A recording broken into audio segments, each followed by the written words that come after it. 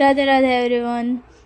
અમારા સુરતમાં I mean જેટલાનો Toronto power હશે ને એ લોકોને લાઇટ વહી ગઈ હતી, એટલા માટે હવે લાસ્ટમાં બતાવું તમને કે હું વિડીયો શૂટ કરતી હતી ને લાઇટ આવી ગઈ. હવે ટાઈમિંગ બરાબર હતો કે હું તો મને બી નથી ખબર. બાકી આજે મેં આ કપડાં પહેર્યા, આ કુર્તી મને બહુ ગમી ગઈ છે ને એવું લાગે છે, કેમ કે અઠવાડિયામાં એકાદી 2 વાર તો હું પહેરી જ લઉં છું એમ. અને પછી ફ્રૂટ લીધા.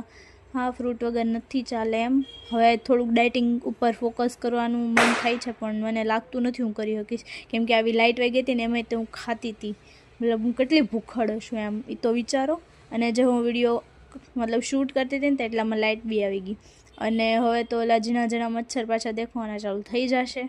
પછી બાના ઘરે ગઈ હતી વસ્તુ દેવા માટે, તો બા પણ ટીવી જ જોતા હતા અને નાઇટમાં વાંચવાનું હતું તો થોડુંક વાંચવા બેસી ગયા હતા. એટલે વાંચતી તો નહોતી જ મારા અંદાજે, પછી ખબર નહીં.